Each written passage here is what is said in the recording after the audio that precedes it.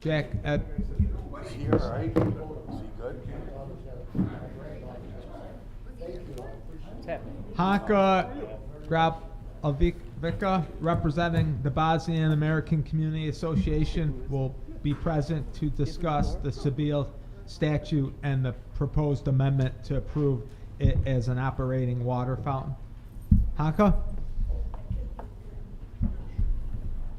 Yeah, come up to the podium.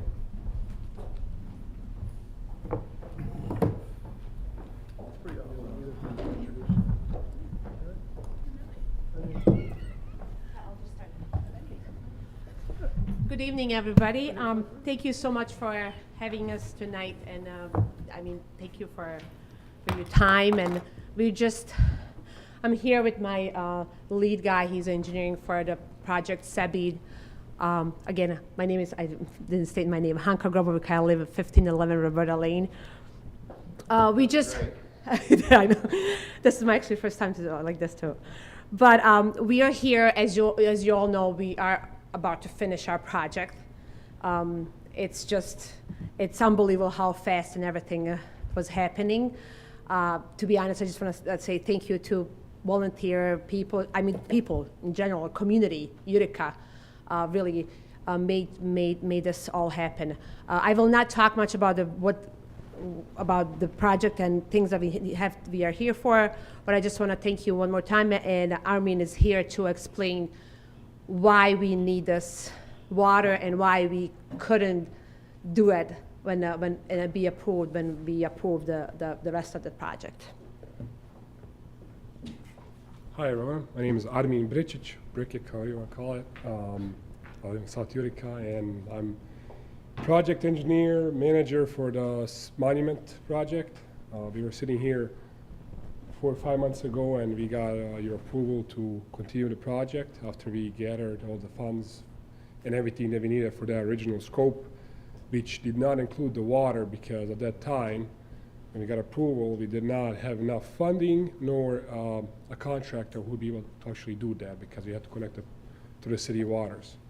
When we actually started the project in beginning of July, end of June, we had a meeting, and one of the Bosnian contractors, actually big in Utica here, who's leading the city plumbers, he decided to step in, and he said, well, I will be taking care of all the water, all the piping, everything you need to be doing with that stuff. And we did connect, and we did stub outs basically to prepare the water for the future use, thinking that we would continue with the project next year or year after that, whenever we had a funding to do it.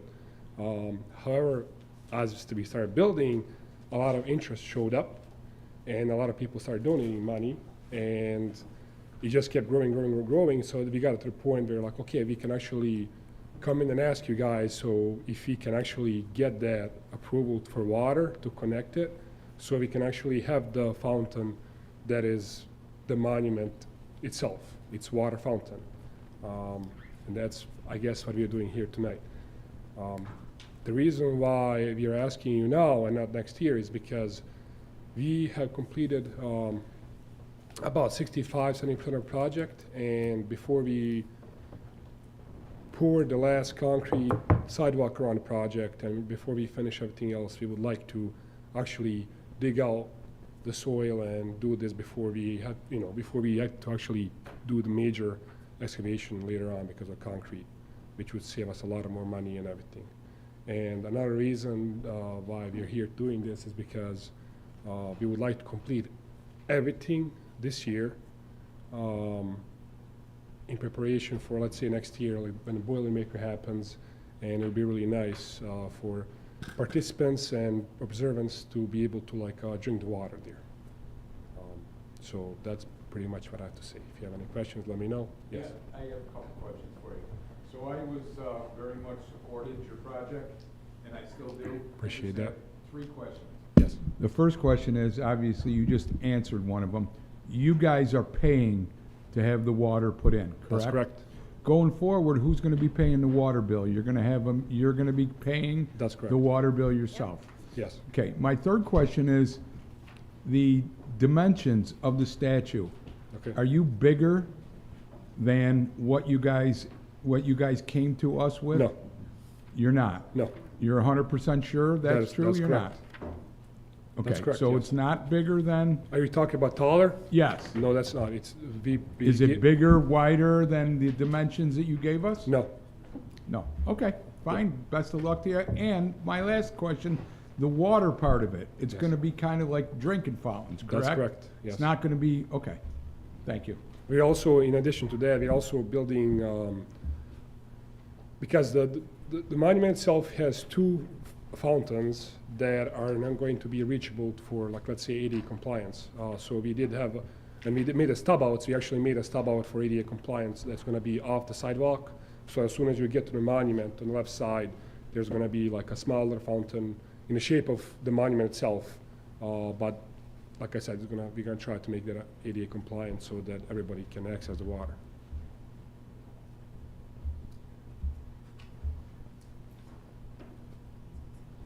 Anyone else? Is there gonna be like a tap you could turn on and off to drink? How's it? We're trying to, we're trying to figure if you're gonna do a sensor or we're gonna try to do the push button so it's not flowing all the time, because we do realize that there is a water flow requirement because of the pool nearby and there's apartments getting built, so we are very aware of the restrictions. So we're gonna be preserving a lot of water. Yeah, Yes, In the wintertime, are you turning the water That's- off in the winter? it will, yes. Just be like spring, summer, fall, type of. yes. Right, we're investing around $1,000, the thing that you can actually switch from home, turn off and turn on the water from home. Yes. So we're doing that, and also we do have access from the inside of the monument down to the piping and everything, so we can actually do whatever we need to winterize it, and any future issues, if ever anything happens, we have an access to it. How's it looking, engineering? Yeah, we spoke about it, I think everything's up and up. There's backflow preventers, the meter's gonna be taken out every year, just the same as we do for our water fountains. Similar compliance for what they're doing. The only question I have is I seen it's sponsored by Councilman Lemetico. Who drafted this piece of legislation, and was it in coordination with the engineering department? And law? I believe Judge Gerwon. Okay, because the last time I had talked to you, I thought that the engineering department along with law were drafting it. So when I saw this, I was just taken back a little bit. I thought it was gonna be something that was in coordinated effort with all of us. Figuring out how to get it set up for these guys to present it to you, Judge Gerwon got it.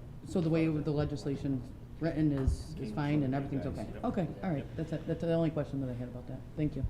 Thank you. Awesome. Thank you. Thank you, guys.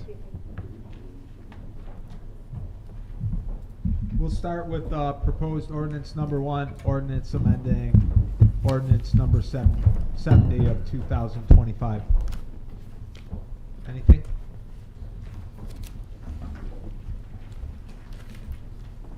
Proposed resolution number 2, authorizing submission of 2025 downtown revitalization initiative application. No. Anything? No. Resolution number 3, authorizing submission of 2025 New York Forward application. Same thing. Yeah, that's by law, submitted to council by law. Ordinance number 4, ordinance authorizing sale and/or disposal of surplus asphalt millings. Law Department. The only question I have is, we can't utilize any of these surplus millings for like parking lots, anything like that Oh, we we have? already are. That's what they are doing. We are already doing that. All of our baseball fields, our general. No, I parking knew that, lots so are- what is, you don't wanna Just save in them? the end, if I have any left over, I don't wanna store them, I wanna be able to. Oh, okay, so, but after this is all said and done of all the projects and everything that they had, this is the, okay, Yeah, everything in yeah, addition? after I'm done using all the millings we can throughout all the various trails, parking lots and such, whatever I have left, if people are interested in it, which there is interest. Okay. Just wanted to make Nick, sure. is this the one in Buckley Pool, the pile over at Buckley? Even North Utica. And who actually removes the millings? Well, Well, that's, we're coordinating right now, and I believe it's probably gonna be something like, DPW would help load it to people's vehicles and they'll take it away. Because the people paving aren't doing No, that now. no, paving. I mean, we're using it, so we have contractors, you know, taking and spreading it. What, is it just one contract or multiple? It was multiple. Oh, okay. Last one, ordinance number 5, authorizing the placement of an honorary sign recognizing the 2024 Notre Dame Girls Varsity State Championship basketball team. Yeah, just a little bit on this. So in 2024, Councilman Beatrice introduced a proclamation honoring the girls basketball team. And I know our DPW Commissioner Sokolowski was working to get these signs up. So this is just a proposal legislating the sign placement at each entrance of the city of Utica honoring the 2024 Notre Dame varsity girls basketball team. You can make that full council too, if you want, right? Thank you. We have one thing coming out of committee, a public hearing. Ordinance number 3, so you should pull that.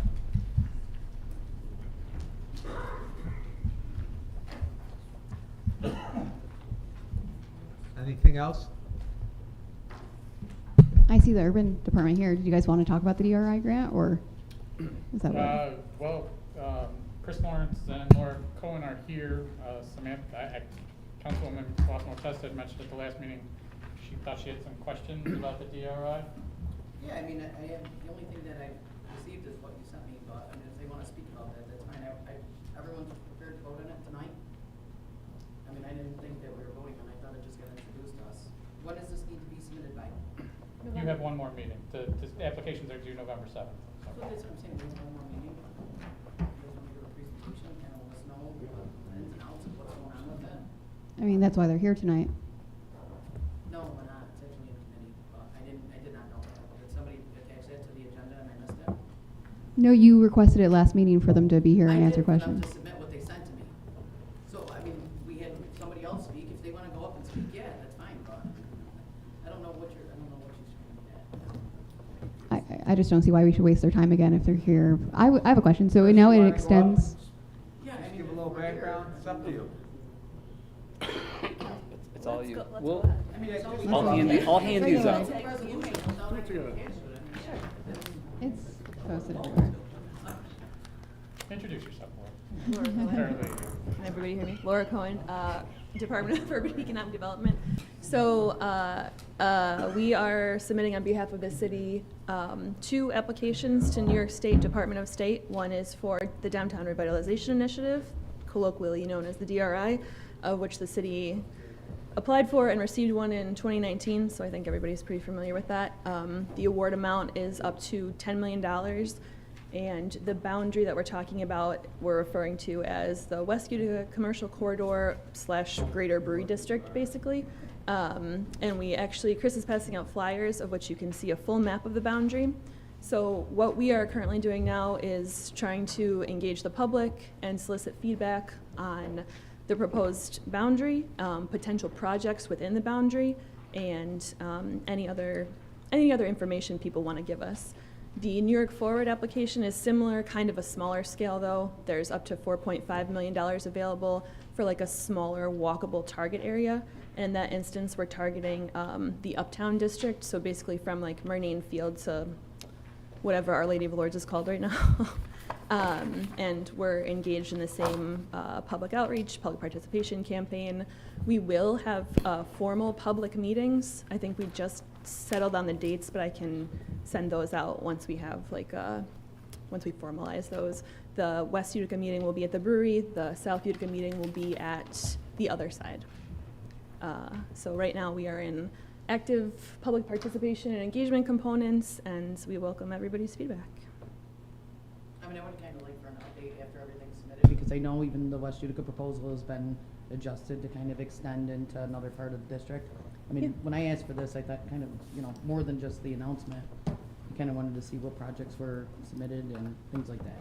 Well, we're here to field any questions that you have about it, Yeah. or, address the new Yeah, so if boundary. you want to go ahead, I guess, break it down. What do you have for downtown? What do you have for the New York Forward application? I mean, anything else specific that you're Yeah, we can share that. going after? That was So, my questioning behind it. like I said, right now, we're still kind of like in the exploratory phase, and all of this, you know, UED had some ideas about, you know, like the major players that would be in this grant application, but a lot of it is people who had, like, they're homegrown, right? Like people who had ideas that organically came to us, right? So starting with the Uptown District, we're working with 1700 Genesee Street Corporation on panorama revitalization, municipal streetscape improvements, of which there are many. We're proposing a small business assistance improvement fund, so that would be for any small projects, $75,000 and under. That's kind of like a state mandated thing. We're working with the county to coordinate improvements to Murnane Fields. We have a meeting with the folks at Sturgis Manufacturing to see if they have a project. The Uptown Theater folks, China Walk, Dr. Hayter, the Romanos. Who owns the Uptown property? Uptown Plaza, is that John Keeler? Yes. Okay, John Keeler, to see if he has any improvements to his property. We are reaching out to Pierre and Boyd to talk about the rehabilitation of the Balkan and the Hadley. Former Rite Aid infill development, residential rehab for the district. Tony Myers, who owns the Emerson Ave Coffee Building, and then we'll also speak to Mohawk Valley Health Systems about any projects they have at the Faxton campus. I have a question. Yeah. On the panorama, what type of revitalization are you planning on doing on there? What monies that you plan on doing if you do get the money? Well, that's really up to the owner. We've been trying to work together with the owner. We've contacted 1700 Genesee Street Corporation and met with Joan Bondurov, one of the shareholders. We just wanted to establish a relationship so that we've heard many things like everybody probably has, you know, oh, they're going to build self-storage or put a car wash there or something, and we really want to see it used to its best potential. And we know that they want to sell the property. They're under their third realtor right now, and they're really sick of having to pay taxes on this giant parcel and building that is vacant. So we're just trying to work to get some conceptual, you know, ideas, be it housing or hospitality, you know, see what will fit there that's better than just a car wash. So what's the money? Are you gonna hire a consultant to put this together? That's to be determined at this point in time. We've just, you know, a lot of this hinges on the desire of the property owner. It's the same thing with the Romanos, you know, knowing that they own the Uptown, the King Cole Plaza, the Southtown Plaza, and, you know, the open space, you know, between Auburn Ave and Emerson Ave. We're just trying to, you know, brainstorm with them to see if there's anything that they have in mind, if they have a project that might be underway soon within the next 2 years that we can help them leverage funding for. You know, we just want to make sure that we've explored everything and reached out to everybody that we can, or at least all of the major property owners and businesses. Thank you. Yes. Can I ask you a question? I know everybody thinks that North Utica is all shiny and gold, but why is North Utica never considered in these projects? We have a shopping center that needs rehabilitation. We have the Marine Midland Bank that's been vacant for 20 years. You had Big Lots move out of the plaza. Sure. Why aren't we ever considered on anything? We have the biggest field, sports field in the area that they use needs to be redone. And, you know, I understand it, but everybody thinks North Utica is shiny and gold, but we need some work too. So I'd like to hear why we're never considered. Speak to the criteria. I think if I can jump in, Councilman, I think there's a lot of areas throughout the city that could be considered. Certainly in future rounds, we'll consider North Utica. Not even North Utica, Lower East Utica also. Right. Okay. In this case, Varick Street has been an emphasis. The administration's been working with the Varick Street stakeholders for many months prior to the announcement of the DRM funding becoming available. So that was our focus there. And Uptown, I'm sure the people from South Utica would argue that Uptown is often forgotten about as well when it comes to these funding chances as much as North Utica. So It was just decided that Uptown would be a focus this year, but there's certainly no reason we couldn't look at some area of North Utica in future funding rounds. And this was also one of the first years, I think, that New York Forward has been open to a city like Utica. Downtown Revitalization Initiative was, this was set up for major cities, of 65,000 plus.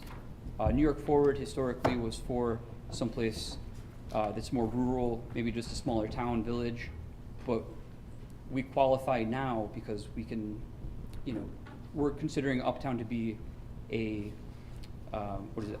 A small-scale municipal center, basically. Yeah. That's no different than North Utica, and I understand Right. that, but No, in we the future, understand. can I ask one thing? In the Sure. future, when you guys come up with these plans, I mean, we are the council, do you think that maybe we can have like a meeting and we all can discuss our areas? Everybody here should feel the same way I feel it, who has an area, okay? course. I always looked at the downtown, DRI as looking at downtown, so I never really realized that it could be like in North Utica or all that. But you guys are talking South Utica. Well, the And South Utica, and I get it what Mr. Thomas said, I agree with you. I'm just saying, in the Sure. future, we should, it'd be nice if all of us were informed and we got together before all of a sudden we hear or see on Facebook that this is the plan. You follow what I'm saying? I do. And let me ask you this question. So that whole outline, can that outline be broken up, that you have an outline, some of it in West Utica and some in North Utica, or it all has No. to be linked together? Nope, it has to be in a contiguous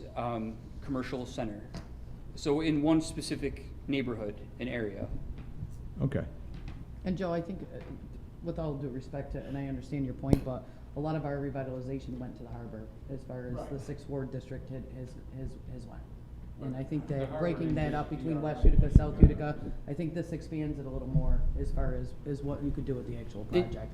Correct. And I really originally asked over the West Utica revitalization Well, component. into the West Utica. I mean, I don't know why I got called out on that, but I appreciate you guys Into the coming West here Utica and- point, Very weird. this but- did originate as centered in the brewery district, as people generally know it, Varick Street. Like Brian said, we've been meeting with the Chamber of Commerce and Varick Street business owners, and there was a lot of momentum. But as we unveiled the proposed boundary, we did receive a lot of feedback from from businesses Outline that businesses were of that. in the new outline that are contiguous to the brewery district, and we opened that up to them And as I think well. that goes down to Subaru, the other developments, DePaul and stuff like that, especially well in the West Utica. Yeah, component of it reaches down I to think the- that's Also im- the Yorkville line. That's basically. important, yeah, that's important to include those in, especially with a lot of private development. And keeping in mind too, when they're looking for projects and they're looking at applications, the New York Forward is for a $4.5 million, award, and they want to see $6 to $8 million in proposed projects. And the same goes for the DRI. They want to see more than $10 million. You want to see what, like 14? Between 15 and like $18 million in proposed projects. And So by at- expanding that, I'm sure that helps out a little bit as far as the proposal. of Yes, what they can- and at the end of the day, even if we aren't successful in these applications, it's getting people to start thinking about, potential projects, and we could work with them to find potential other avenues to develop and grow. So I think it's a win-win Absolutely. all around. Thank you. I will say with the Uptown District, I think it's been a long time coming with that area, so definitely appreciate that. I only ask if we're able to stay updated with this as much as possible, because community input, as you mentioned right in the flyers, is really number one, and I appreciate you reaching out to the local businesses there. But as much as we can spread the word to the residents in that area who live there, commute there on a daily basis, just to keep them aware of what's going on, it's always appreciated. So thank you. Thanks. Thank you. Mr. President, since we got about a half hour time, and I have no other questions for Do you you just guys. want me to give a list of like the West Utica project? Yeah, if you want, yeah. Okay. I don't know if you want me to or not. No, go I ahead. don't need to take up your time. I just want to know if Utica Club Colley's coming back. Yeah, I know. Oh. You saw that? You saw it on the flyer? Club That's a Colley's little on the flyer. I misleading. don't know if it's coming back. Who knows? Another question. You never know.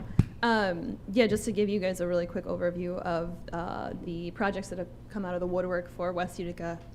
4 Elements Studio, Michelle Classic and her properties. She's got projects up there.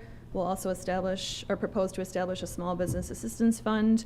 improvements to Hurt Playground, Varick Street parking improvements, let's see, the Chamberlain Building commercial development, Mohawk Valley Latino Association building renovations, 5 Points Irish Cultural Center, residential rehab, and vacancy abatement program that the city will try to establish, improvements at the Celtic Harp, municipal sidewalk improvements, public realm improvements on Oriskany Street West.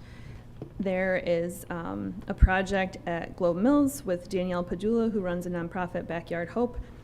The folks at Lukens have a project, Utica Creative Reuse, River Lofts Hotel, which is the old Dunlop or Hyosung building, Sculpture Space, Pulver Roofing, JCA of Utica, and the former Parliament nightclub.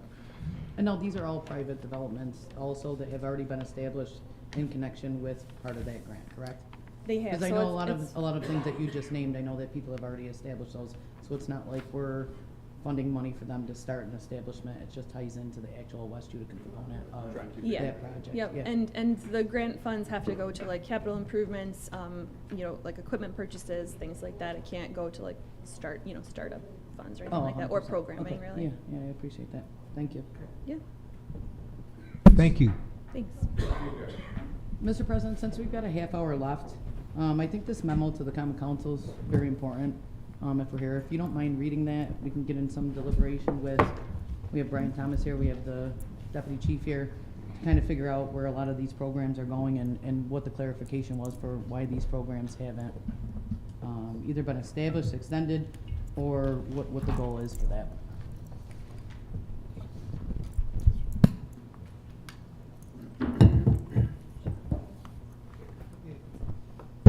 Each council member has it, so. Can you read it just for the record, please?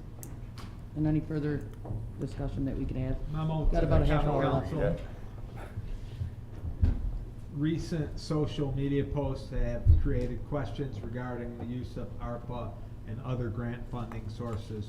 Rather than engage in a setting that does not include the full common council, I want to directly address the most pertinent issues surrounding these funds. Pathways to Justice program. One, the current administration intended to continue the Pathways to Justice program for 1 additional year as budgeted. I had recommended the program director for a permanent position to provide job security after ARPA funding was exhausted. 2, during budget season, after the administration presented a budget with the program intact, the coordinator, Stephanie Highland, resigned following her resignation. Councilperson Ayala, with the support of the council, removed the director position from the final budget. 3, ARPA funding for the initiative still exists and is planned for the use in 2026 to support both youth and adult recruitment efforts within public safety. Use of COPS and ARPA funding. The administration proposed the use of COPS funding in the FY26 budget, which was approved by the Common Council. COPS funding was applied after ARPA funding was fully utilized in compliance with the federal regulations. Through careful planning, the administration extended the life of available ARPA dollars in previous budgets. Recruitment and retention remain top priorities for this administration. If I may have the floor Yeah. as well. Obviously, let's not pretend it wasn't my social media post. So my main concerns with this, when we talk about ARPA for Pathways to Justice, I see a lot of the terminology around recruitment. But when we actually submitted it with the U.S. Department of Treasury, the description is for basically educational opportunities to connect with at-risk youth. And that's different. When we were doing police recruitment, we did a lot of stuff with other line items like the gun violence and body cams and lots of stuff with that.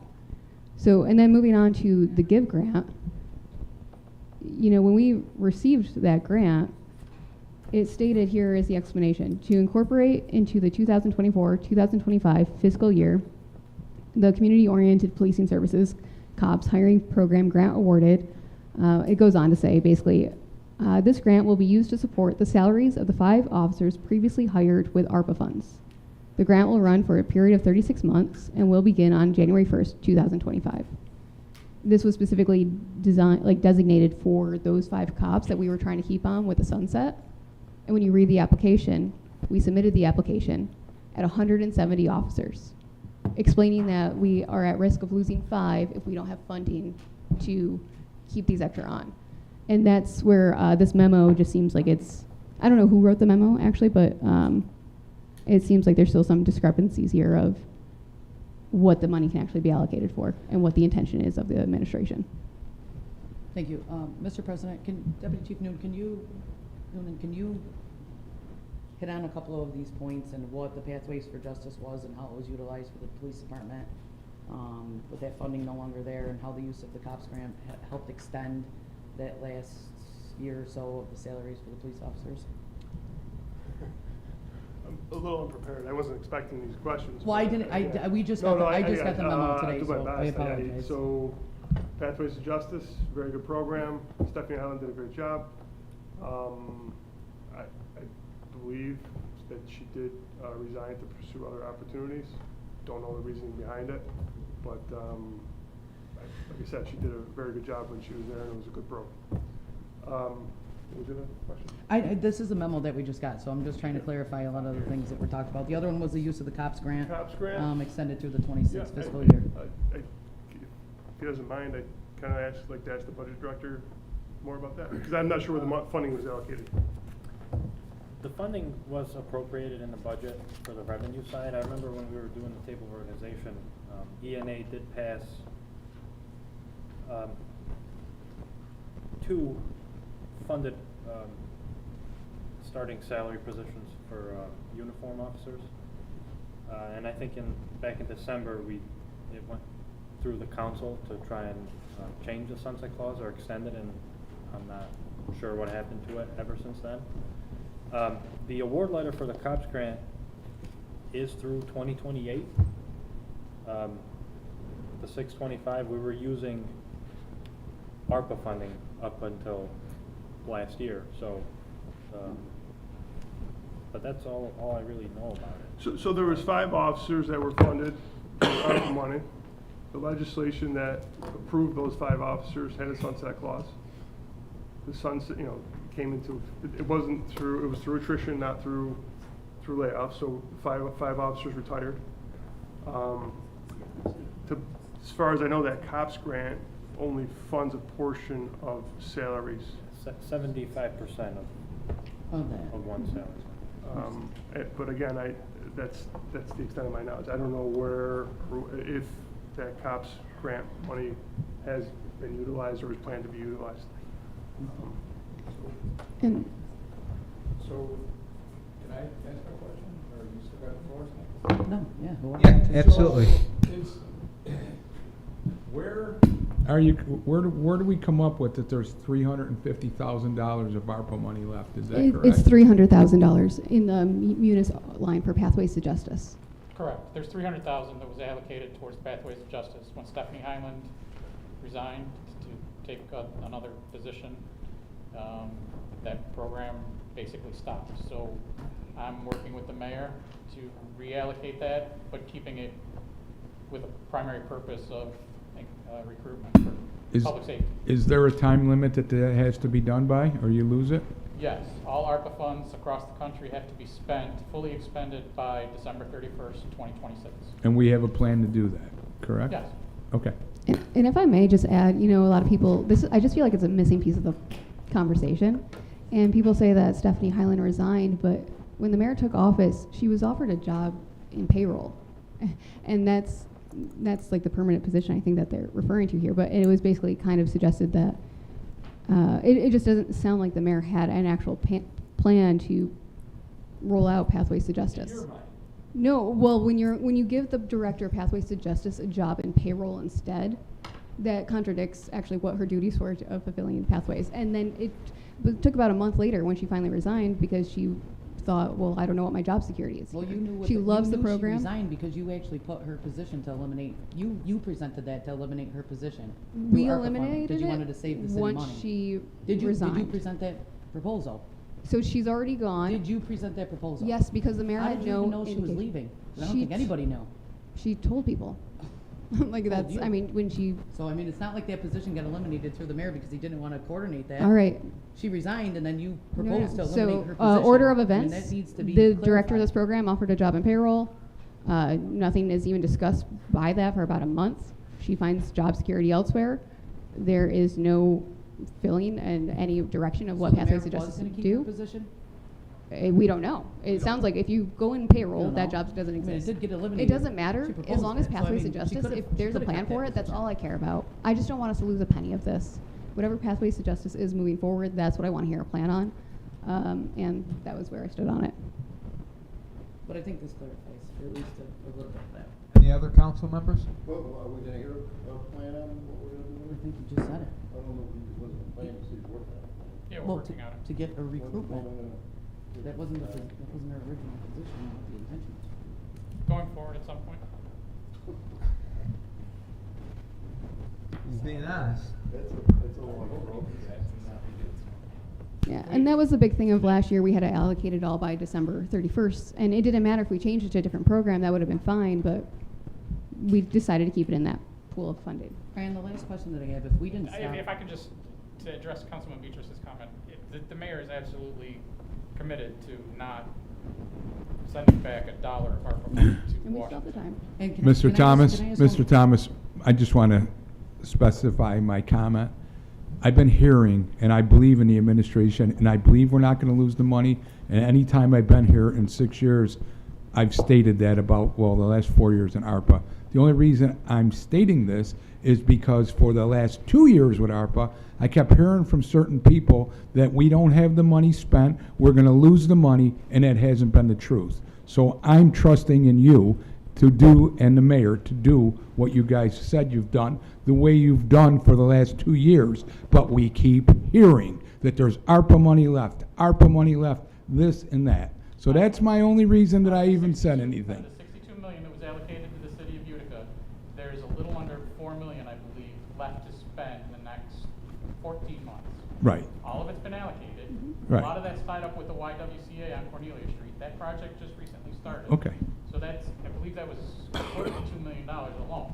So a lot of that money that's Right. remaining is going to go to that project. Okay. And Commissioner Thomas. So one I, last- that, you understand where I'm coming from. I'm just sick of hearing it all the time. I'm sick of it. And Commissioner Thomas, the one last question that I have is that if we did not stop some of these projects that we had moving forward, would there be any ARPA money left? From the water slide to, you know, a number of projects that we had to cancel? I mean, after the sounds of it, it doesn't look like there would be much money left. Thank you. Anyone else? Okay, see you at 7 o'clock. Motion adjourned.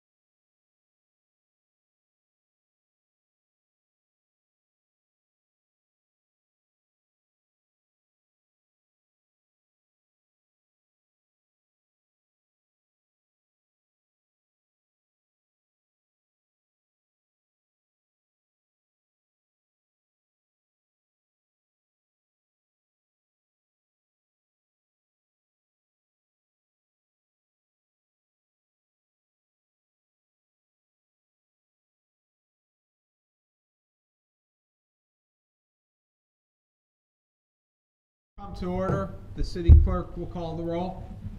Aiello, Bitar, Carcone, Irvin, Beatrice, Colosimo, Testa, Lometico, Giruzzi, present. Please rise for the Pledge of Allegiance, followed by a moment of silence for deceased members of the Common Council.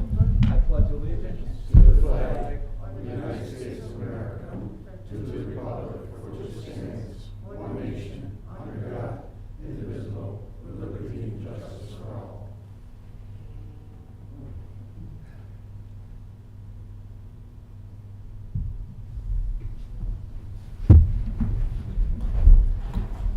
We have a public hearing tonight on property on 1904 Erie Street. We do have two speakers. Is there a motion and a second to dispense the reading of minutes from the previous meeting? Motion. So, public hearing tonight on 1904 Erie Street. We do have two speakers. Francis Brown.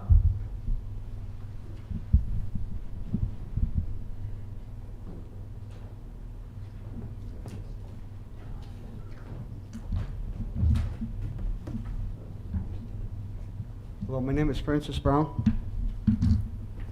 First of all, why is the city trying to do business with an LLC established in Florida?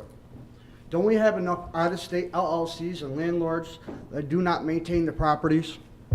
1904 Erie Street is a brownfield with possible RMBs, which can contaminate the groundwater and seep into the Mohawk River in Utica Marsh.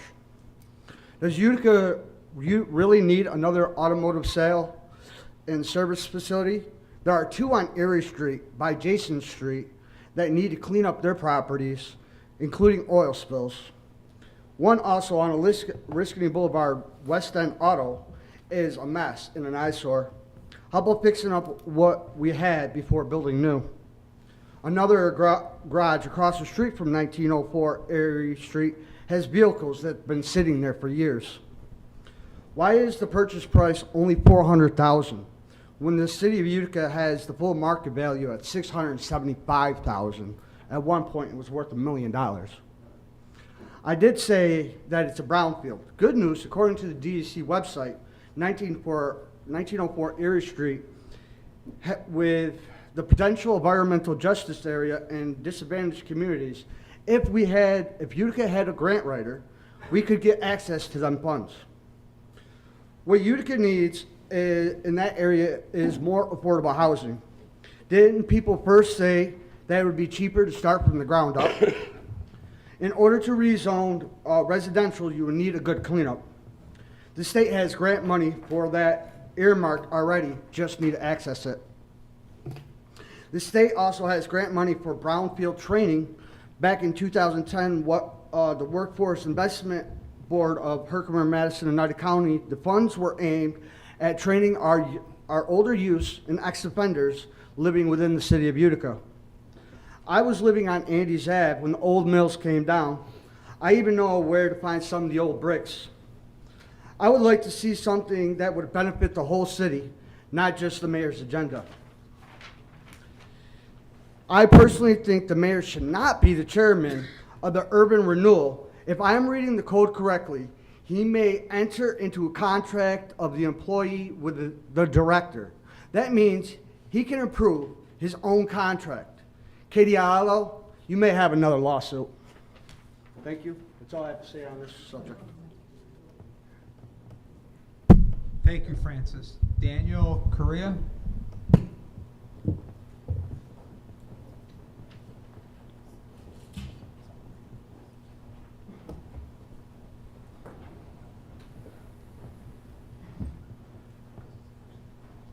Hi, my name is Daniel Correa. I came and spoke at the last meeting in regards to me just trying to take the bus into work. After I had came out of this meeting, my councilman gave me his card and asked me to contact him. He said he might be able to assist me. When I first called him, he said he would take a look into it and get more information. He called me back and then he told me that the stops on my street weren't taken down, that it wasn't a race issue, that they weren't taken down one at a time. They were all taken down at the same time because the buses were tearing up the street. Then come to find out he was talking about Woodhaven, which is not my street, which does not have the same issues. So he had called me back, and all of his information was wrong, and he told me that my information was wrong. So then he said he would take a further look into the situation, and he texted me that I could catch the bus way up on Woodhaven Boulevard or over by Walmart, which is about a half a mile from my house. Either way, all of those streets aren't lit up. There's not street lights going up all of those streets. Some of them don't have them. And especially at nighttime when I get out of work, because I get out at 9 p.m., walking along the side of a street, catching the bus at nighttime in an all-black uniform, because I'm a cook and generally that's what we wear, but in my job it is. An all-black uniform at nighttime, walking a half a mile is not a reasonable solution, I don't think. I feel like just telling me to deal with the fact that these prejudiced people on my street told me to catch the bus somewhere else and just do it is not a solution. I don't bother nobody, again, and I work for the school district. I'm not sitting out there causing a ruckus or nothing. I'm just waiting for the bus to go to work. But I'm not a liar. My friend Anisha Dawkins, who also lives on the street with me, is here as a witness. Her husband's at home with the kids. She can witness that the stops were taken down, in fact, one at a time. It's public, actually, on Central's website that the stops are taken down now. So I don't know what information you looked into to come back and tell me that my information was all wrong, but nothing is being solved. And I really, again, think it's ridiculous to have to walk a half a mile, rain, snow, whatever, and we know the windows here are brutal. I can also provide contact information for 3 other people who ride the bus. He said that only one person catches the bus. It's not just one person. I can provide contact information for 3 other people. One of them, my friend Maurice, who has glaucoma, is mostly blind and should not have to walk an extra half a mile to catch the bus when he's coming to visit me, or vice versa, whatever, because a couple of people who are prejudiced don't want us on the street. I feel like, again, telling me just to deal with it and walk a half a mile is a crazy response. You're gonna have to finish up, please. But with that, I guess I yield. I don't feel my problem was solved. I don't feel like I got any help. And I really would like somebody to speak out for me here, if anybody could, if not my councilman. Please. Thank you. Thank you, Daniel.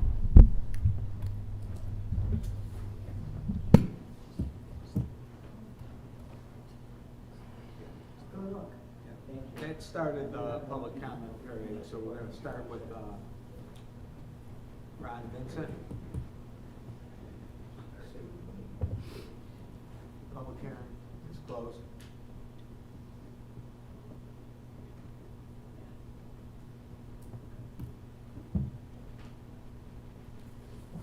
Ron, Common Council has provided you a copy of section 3244 pursuant to public comment period.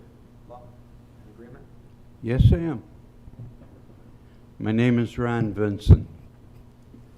I'm here tonight to speak about Oneida County. Every town and village in Oneida County seems to have a county road. City of Utica doesn't have a county road.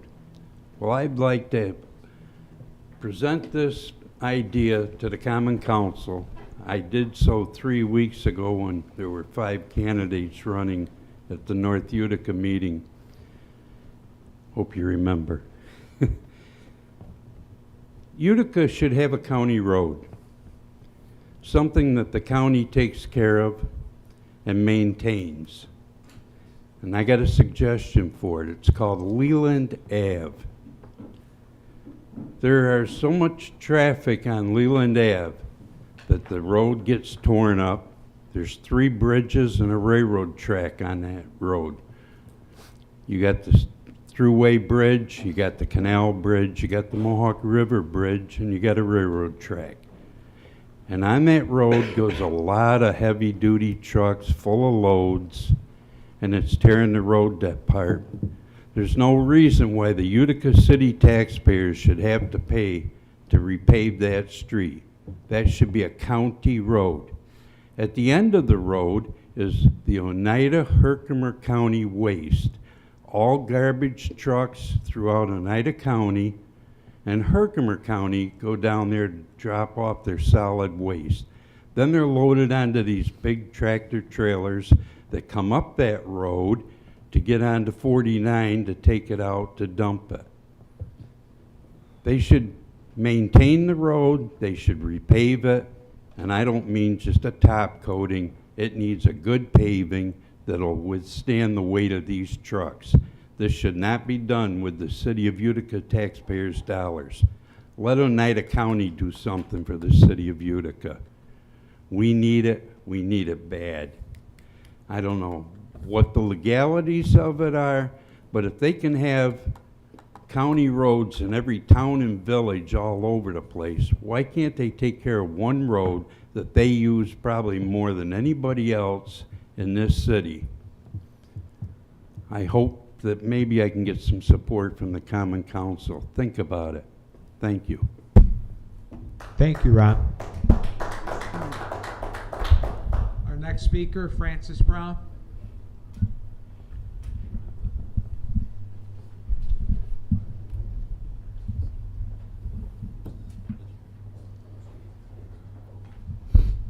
Francis, Common Council has provided you a copy of Section 3244 Public Comment Period. Are you in agreement?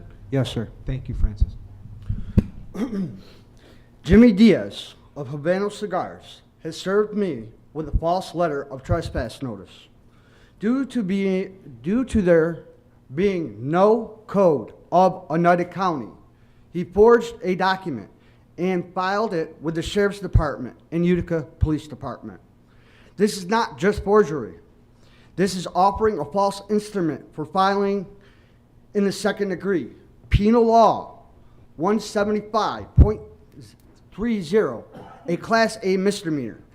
He also is fooling Utica Police that this is real and having Utica Police ban me from a public sidewalk in front of 724 Barrett Street.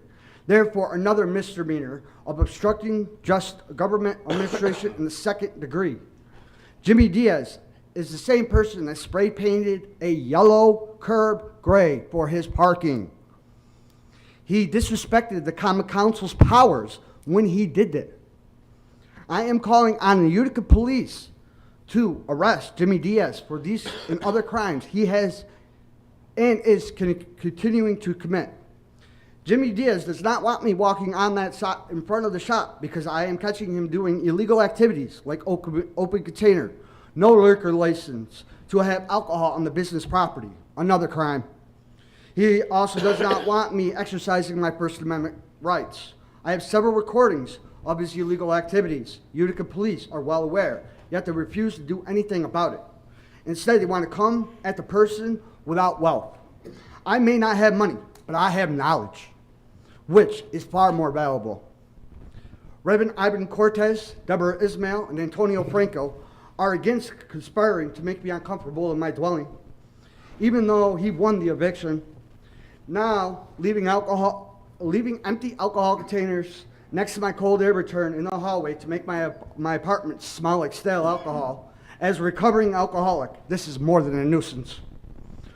For all you litter bugs, respect your city. This is your home too.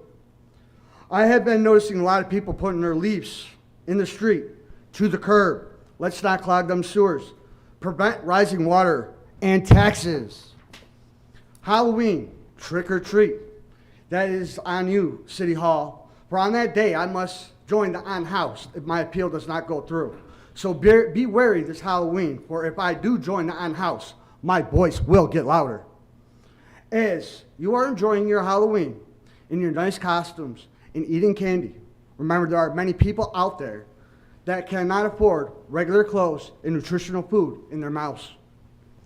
Of all the preposterous assumptions of humanity over humanity, nothing exceeds the more criticism made on the habits of the poor by the well-housed, well-warmed, and well-fed. Herman Melville. Thank you very much. Thank you, Francis. Michael Nasser.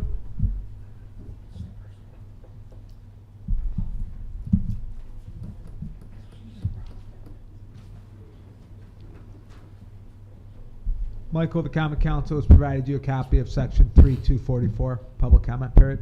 Are you in agreement? Yes, sir. Thank you. Yes, I'm Michael Nasser. I swore to myself I'd never come back, but, you know, I do like the public comment period. So 2 weeks ago, I'm watching on YouTube, you know, just to see who comes up here, because I get a kick out of it. And I see Daniel, I believe his name was, and talking about the bus problem in my neighborhood. And I was deeply troubled because of the racial slurs that I heard from, he's saying the neighbors said that, and you know, I don't think that has any business. If it did happen, which I'm sure it did, because why would someone make that up? It hurt me to hear that. So I didn't want to come back and say anything, but you know, I feel bad for somebody who lives in my neighborhood. The neighborhood, it's kind of in two sections. I live up on Woodhaven near SUNY Poly, and Lorraine is down towards the bottom near River Road. And yes, if it was me that complained to get the bus moved because you know, nobody was using it in Woodhaven, but apparently on Lorraine there's multiple users, and he's right. It's not fair that you know, the nearest stop, he's got to walk all the way up a hill towards me. That is a far walk, so that is true. So hopefully, where the bus comes out now, comes down Route 12, River Road exit, hopefully Central can put in a stop at the bottom of that exit. It's near Lorraine, there's sidewalk, because I was driving by there today, I'm thinking, you know, how can I help this guy out? Just hopefully Central can put in a stop down there so he doesn't have to walk as far.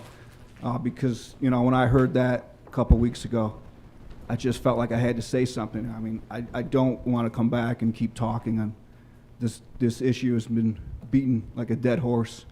So, you know, I wish we could stop talking about it. I'm sure Joe has heard enough as well. So I hope something can be worked out with Centro so the people that do use the bus in my neighborhood don't have to walk as far. Because whenever I hear something that's not fair, I feel like I have to speak up. You know, hopefully it doesn't have to come down Woodhaven again, because people just don't use it where I am. But like I said, when it comes down off the exit, it'd be helpful if there was a map, but you know, I don't have a map with me. But hopefully they can put in a stop there to help him out. And just once again, I'd like to apologize on behalf of the neighbors using the N-word. There's no place for that. It certainly wasn't me. I did have the Trump sign, I'll admit to that. I removed it. I got a Heather Wazalewski sign now, so. Yeah, I'm sorry about that, guys, and hopefully something can be worked out so you don't have to walk as far. So good luck to everybody on Election Day. Thank you. Thank you, Michael. I will say this, my mom, who never drove and took the bus everywhere, had to pretty much walk a couple blocks every single day to pick up the bus. And she did it her whole entire life to go to work and never went down our street. You know, she had to go a distance to get the bus. With that being said, our public comment period, proposed ordinance number 3, Urban Renewal Agency has required 1904 Erie Street for $400,000. Motion and second to vote on this? Motion? Yeah. Can we pull it out of committee? Motion. Motion and a second? Yes, Yep. that was my motion, pull out. Okay. Votes? Okay.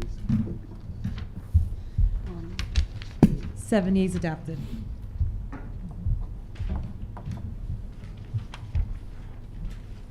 Report of city officers. We'll start with Marcus Phillips.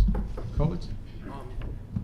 Just a few things regarding election signs. Remember, 15 days after the election, the signs all have to come up. That's when we start asking people politely to bring their signs up. We get complaints about signs being out of compliance with city laws and statutes. It's a difficult thing to prosecute for us because unless they're endangering the safety or the welfare of the public going, our law department is hesitant to have us correct election signs because of First Amendment issues. It's political speech, which is even more protected than regular speech, and trying to alter those signs could violate people's right to express themselves. So that's one thing. Another thing is it's been in the news with Millennia Apartments. We have recently been in contact with their management, as has the fire department, and we hope they've ordered some work orders, and we hope that there's some positive movement in that direction, particularly in Margaret Nam and Brandegee, which have been two areas of concerns. And I guess the last thing to report is that the mayor has asked us to take a look at Bank Street Square West. So some of those buildings that have been vacant for a while, that have significant code violations, those property owners over there recently got a letter. You guys might hear about it, and it's something that's been a long time coming, and we're starting the process of now. So that's an update from Coles. Thank you. Nick Breidenbecker, our city engineer. Yeah, I'd like to address Mr. Vincent's comments about Leland Ave. We have actually spoken with the county and the state to be a collaborative on fixing that road for all reasons that you stated. The treatment plant is down there, the dump is down that way. The state owns the bridges specifically that are closest to Herkimer Road. One of them needs repair, so everybody is kind of making it a team lift to take care of that road. The city owns portions, the county's chipping in money, and the state's taking care of their areas of it as well. So that is movement that has already started recently. Other than that, we're doing paving across the city still. We're topping in East Utica. Binder is down. We're calling for adjustments in West Utica, Cornhill. National Grid's a little bit behind. Their pipes are close to the surface of the blacktop, and they seem to keep on getting cut. So they've slowed down on their process, so just be patient. We're chasing the timeline as best we can. That's all I got. Thank you. Elmer Kaltek, our budget director. Yeah, just the auditors came beginning of October. They're scheduled to finish by the end of November. So when they get closer to the end date, I'll let everyone know the status of it as the time goes. I'm just preparing for the budget season. Thank you. DPW Commissioner Mark Sokolowski. Just that we're out there street cleaning. Be patient. We are in West Utica. We are behind, but we're out there. And be careful when you see us. That's all I got. Thank you. Deputy Police Chief Noon. I'd like to congratulate Shannon Sinquay on her retirement, 20 years of service. She was a valuable member of the police department. She was in patrol, TAC, criminal investigations, and she was on the SWAT team for a good portion of her career. So she will be missed. We are in the process of hiring and doing interviews. I got to say that a lot of these young men and women walk into the room with the mayor, chief, myself, captains, lieutenant in charge of the academy, and it's pretty intimidating, but they've done very well, and we've offered jobs to some very good candidates. Just want to remind people, animal control, we probably should change the name to dog control, because rightfully so, I think people call them for anything from goats to chickens to possums, and they're really not trained or equipped to deal with those types of animals. They're trained and equipped to deal with dogs. They will respond, but we sometimes get complaints that people aren't satisfied because they don't handle wildlife the way they expected, but that's not their primary function. And lastly, I want to assure Mr. Brown that he's free to walk on the sidewalk on Barrack Street anywhere he wants. Thank you, Chief. You're welcome. Brian Thomas, Urban Renewal. Nothing to report. Thank you, Brian. Boy, she ain't here. Cash report. City of Utica cash report for September 2025 totals $42.432 million received and filed. Petitions, remonstrances, and appeals. First District Council Member Katie L. Thank you, Mr. President. Just reminding everyone, tomorrow is the East Utica Neighborhood Association meeting at the Paretta Twin Towers. It'll be at 6 p.m. That is all I have tonight. Thank you. Thank you. Third District Council Member and President Pro Tem Joseph Bitar. Thank you, Mr. President. To the rest of the council, just jumping ahead to proposed ordinance number 5, I did forget to mention I would like to put in a request to make that full council. I just wanted to mention that now while I thought about it. Otherwise, Mr. President, I'm all set. I appreciate it. Thank you. Fourth District Council Member Frank Carcone. Nick, I'm getting a lot of compliments on the roads being done, especially Mohawk Street, a few other ones. It's nice to get good calls. Keep it up. Thank you. Fifth District Council Member Ben Servant. Thank you, Mr. President.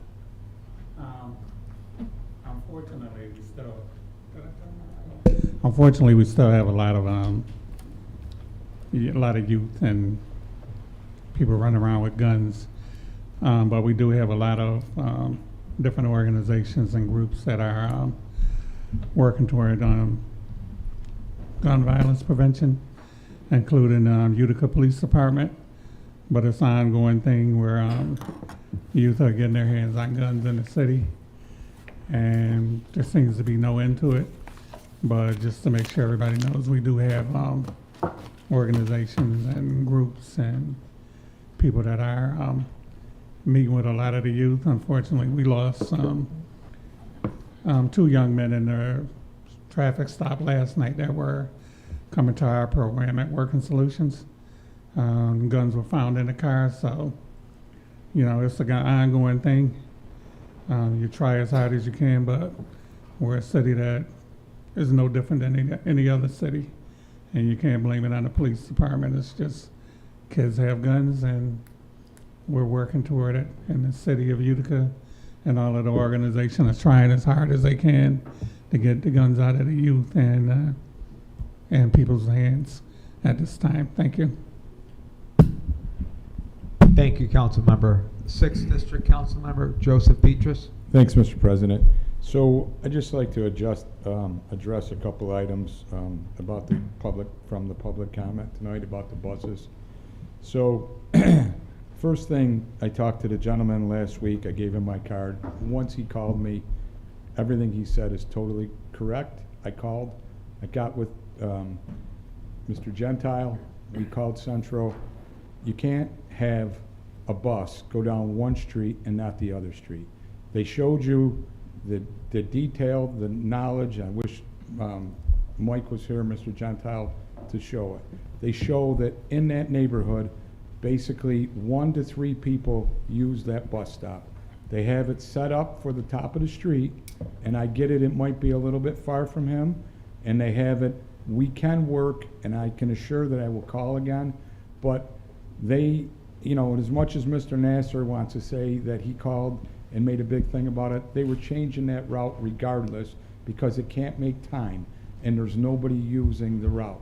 They've been complaining for years about up and down that street. So that was their way to get out of it. I'm sorry for his concern there, and I get it. You did make a good point that you're about your mother and stuff, having to walk. It's not a half a mile from the bottom of the street to the top. He should not have to do that, but his biggest concern was they canceled stop by stop because he was being harassed. I assured him that that wasn't the case. I also called him a couple times and asked him to call me back. I never heard back from him. I will call again Centro to see if they can do that, but that, according to them, they have the stop up at top and they have a stop on River Road there. So I'm sorry that it is. When you sit in this seat here, you have people on this side and people on that side, and unfortunately sometimes everybody's not happy. So like I said, I always call you back and I do what I have to do, and I will still try, but if nobody calls me back, I can't help them either. So the last thing is 10/27, our North Utica meeting. It's the last Meet the Candidate night. It's for the county legislators, 23rd district, and our city controllers. They will be talking there, and I'd like everybody to come. And that's it. Thank you so much. Have a great night. Bye-bye. Thank you, Council Member. Council Member at Large Samantha Colissimo Testa. And I've got nothing to report tonight. Thank you, Mr. President. Councilmember at Large, Bye-bye. Jack Bye-bye. Lamatico. Bye-bye. I just want to say bye-bye. Thank you, Mr. President. I just want to remind everybody, we got Halloween coming up, and we won't have a meeting until then. So I just want everybody to make sure you watch out for the kids, and have your lights on, and if there's any issues, please forward it to the police. Also, when I pull out that ordinance 70, I'm gonna ask for a full council on that too, so, thank you. Thank you, Councilmember. Can I have a motion and a second for proposed ordinance number 1? Council, this needs to be a unanimous vote too. Motion? Second, ordinance amending ordinance number 70 of 2025, whereas by the ordinance duly adopted by the Common Council and the Mayor of the City of Utica and approved project submitted to the City of Utica did allow the sponsor of the project, Baca, to design, construct, and place a statue in a place designated by the City of Utica described as Sabile, which honors members of the Bosnian community. Can I have your votes, please?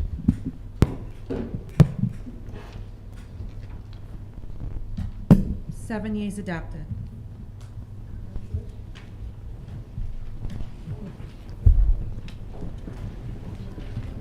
Can I have a motion and a second to introduce proposed resolution number 2? Motion?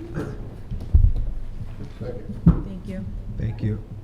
Authorizing submission of 2025 Downtown Revitalization Initiative application, whereas the City of Utica is eligible to submit an application for a larger geographical area within a region draw, including major employment centers, tourism attractions, and a walkable network of destinations, and a dense urban development characterized by diverse land uses.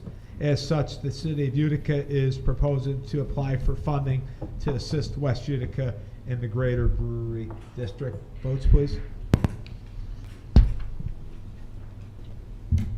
7 yeas adopted. A motion and a second to introduce proposed resolution number 3. Motion?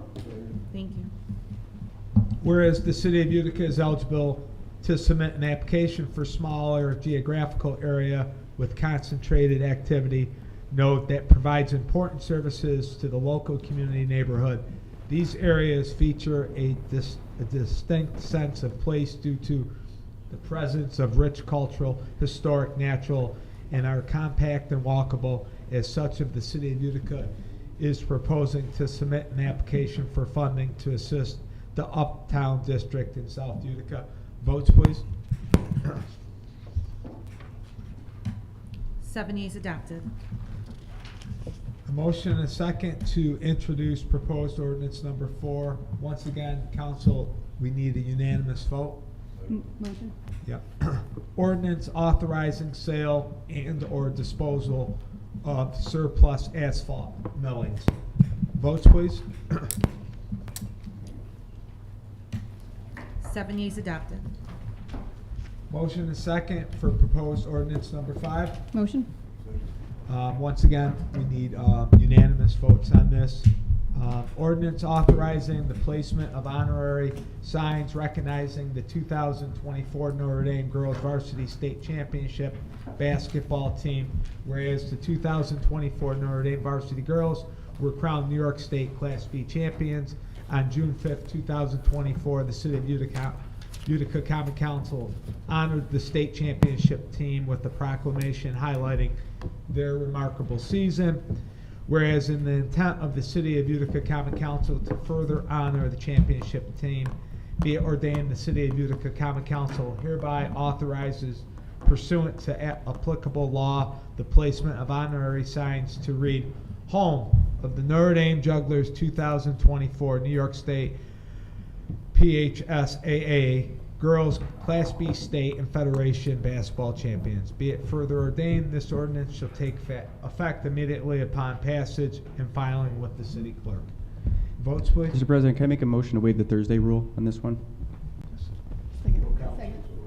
Yeah, full council. Yeah. Votes, please. 7 yeas adopted. Motion adjourned? Anything out of committee? No. Motion to adjourn. You gotta get this cigar, guys.